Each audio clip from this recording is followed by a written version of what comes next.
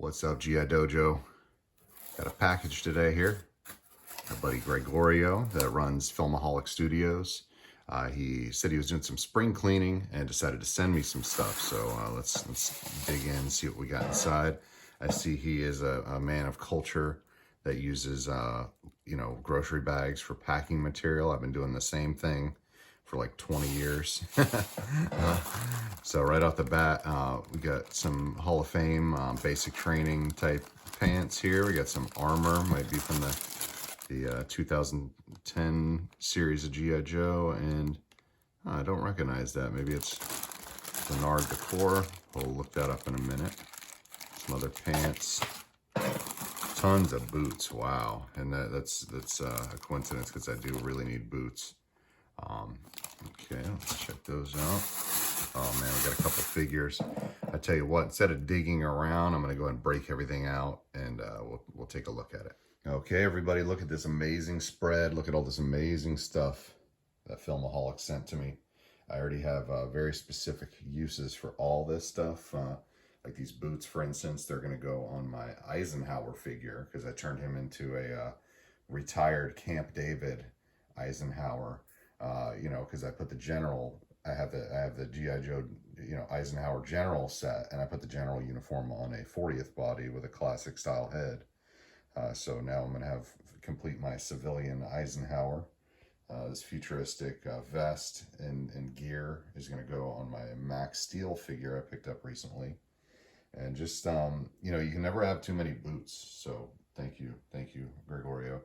Also got this classic collection figure. I've been delving into the classic collection a lot more, and happy to have these spares for Hall of Fame, because I do have a complete set of Hall of Fame, but now to make the set even more complete, I'm going to start picking up the mission gear packs and outfitting Hall of Fame G.I. Joes and displaying the sets on bodies. So, got a soft spot for the original Snake Eyes here. I got a marginally good report card in 1992.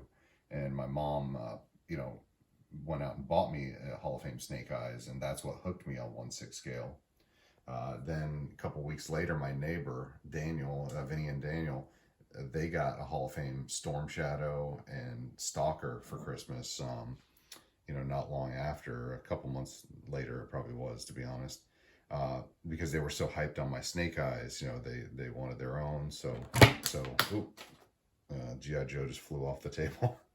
But anyway, Stalker was my buddy Vinny's 12-inch figure. And then Grunt, of course, I got that from Big Lots, probably late 94, early 95.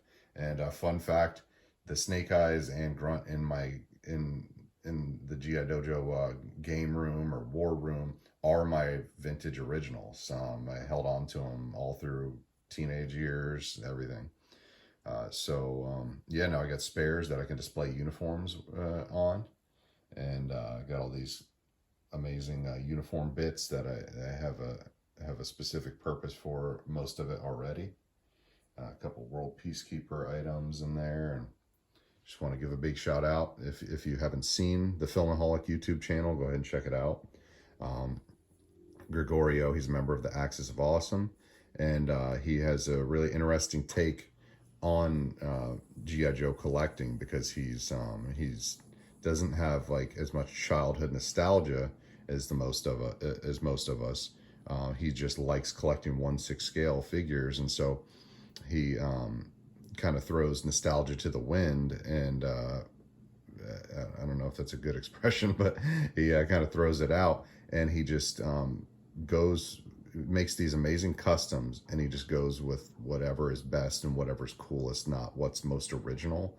So you'll see him outfit a lot of like really high-end Hot Toys style outfits on classic G.I. Joes, and customize them in amazing ways that we would maybe never think of, because we're too held up on having things be vintage and original. So check out the Filmaholic YouTube channel. I'll put the link name on the screen here so you guys can search and find it, and I'll put the link in the video description.